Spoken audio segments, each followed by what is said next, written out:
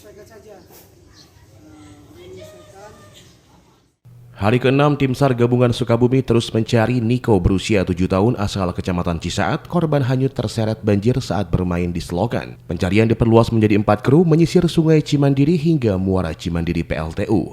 Menurut Koridor Pos SAR Basarnas Sukabumi, Suryo Adianto mengatakan, korban hanyut tenggelam pada Rabu 12 Oktober sekitar pukul 15 waktu Indonesia Barat saat sedang bermain bersama temannya di dekat selokan tidak jauh dari rumahnya saat hujan deras tengah turun. Proses pencarian korban diperluas menjadi 4 titik yang dibagi menjadi 4 tim dengan menurunkan puluhan personil relawan menggunakan alat pengamanan keselamatan dan 2 perahu karet menyisir Sungai Cimandiri hingga Muara Loji PLTU Desa Loji Kecamatan Simpenan.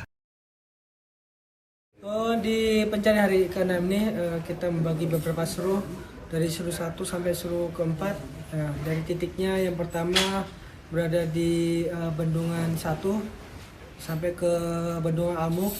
Terus seru yang kedua dari Amuk sampai ke Jembatan Pasar Sabtu. Menggunakan 2 perahu dari Padebenghar sampai ke Muara PLTU Pelabuhan Ratu. Untuk kendala kita saat ini cuaca di sini masih turun hujan, terus terkait dengan bebatuan yang ada di aliran Sungai Cimandiri yang cukup kuat, cukup besar sehingga menyulitkan kita tim untuk melakukan pencarian.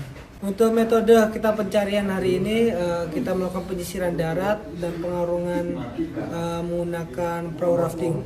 Karena memang masih ada 1 hari lagi, kita optimis di sebelum hari terakhir ini kita bisa menemukan korban tersebut.